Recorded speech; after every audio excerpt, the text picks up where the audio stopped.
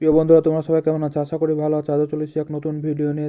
অনেক ভাই হয়তো ভাবতে পারে যে দেশি মুরগি পালন করে লস হয়, কিন্তু সেটা দেখতে হবে কিভাবে সে পালন করছে। সে যদি পালন করে মুরগি খাঁচার ভিতর ভরে বা ঘরে পালন করে, তাদের জন্য হতে পারে। এর কারণ হচ্ছে খাবার খরচ, রোগটা বেশি হয়, আলো বাতাস ঠিক মতন পায় না, কৃত্রিম ভাবে মুরগি পালন করে বিদ্যুৎ খরচা বেড়ে যায় ইত্যাদি। এইসবের ক্ষেত্রে হলে আপনি একটা বলতে পারেন যে লস হতে পারে। কিছুদিন খুব দেশি মুরগি চাষ হতে লাগলো, যে আস্তে আস্তে সেই যেমন লস খেতে লাগলো সব, তখন এক এক করে খামার বন্ধ হতে লাগলো। সেই খামার বন্ধ হয়ে খামার উঠে যে এখন সব জমি চাষের জমি করে ফেলেছে। এখন কিছু কিছু যেগুলো আছে সেগুলা ব্রয়লার মুরগি চাষ হয়েছিল, সেগুলো বন্ধের দিকে আছে। দুই একটা এখন চালু আছে, আবার চালু করেছে ব্রয়লার মুরগি। কেউ কেউ নতুন ভাবে ব্রয়লার মুরগি চাষ করার জন্য নতুন ফার্ম খুলছে। দেখা যাক, আপনাদেরকে দেখাবো তার লস হচ্ছে নাকি লাভ হচ্ছে, সেটাও আপনাদেরকে বলবো। তবে যা মনে হচ্ছে ব্রয়লার ফার্ম দুটো থাকবে না, এটাও আস্তে আস্তে বন্ধ হয়ে যাবে। তো আপনাদেরকে আমি একটা অনুরোধ করব, বা যদি আমার কথা যদি আপনাদের ভালো লাগে, তো আপনারা দেশি মুরগিটা করতে পারেন। দেশি মুরগিটা করবেন কিভাবে? দেশি মুরগিটা ছেড়ে পালন করলে সব থেকে ভালো।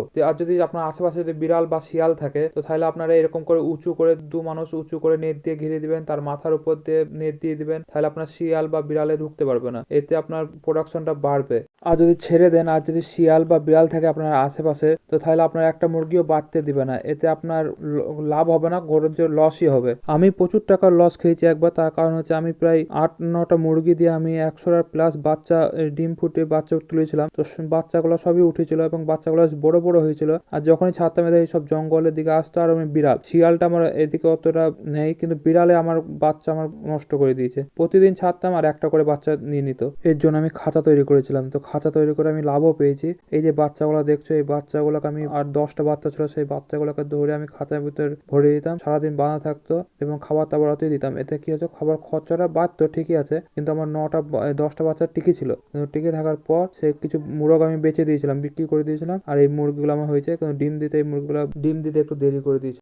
শিয়াল আর বিড়ালের অত্যাচার থেকে বাঁচার জন্য এবার আমি আমার যে জায়গাটা দেখালাম আপনাদেরকে, সেই জায়গাটা আমি চারিদিক থেকে ঘিরে নিয়ে আমি এগুলো মুক্ত অবস্থায় মুরগি চাষ করব। এতে আমার বিড়াল ও শিয়ালের ভয়টা থাকবে না সেরকম ভাবে। এই যে বাচ্চাগুলো দেখছেন, এই একটা বাচ্চা, এই বাচ্চার সাথে আমি 30টা বাচ্চা তুলেছিলাম, সেখানে আমার লস খেয়েছে, একটা আছে। সঠিকভাবে এবং সঠিক নিয়মে যদি আপনি দেশি মুরগি পালন করতে পারেন, তাহলে লাভ পেতে পারেন। আর এরকম ভাবে যদি ছেড়ে বা বিন্দাস ভাবে ঘুরে বেড়ান, তাহলে মুরগি পালন, দেশি মুরগিতে লস খাবেন। কেন, আপনি যে জিনিসটা নিয়ে আপনি ব্যবসা করবেন বা বাণিজ্য করবেন, সেটাকে আপনাকে বিশালভাবে প্রাধান্য দিতে হবে। আপনি দেশি মুরগি যদি খামার করেন বা ছাগলের খামার করেন বা গরুর খামার করেন, আপনাকে তাদের মতন হতে হবে।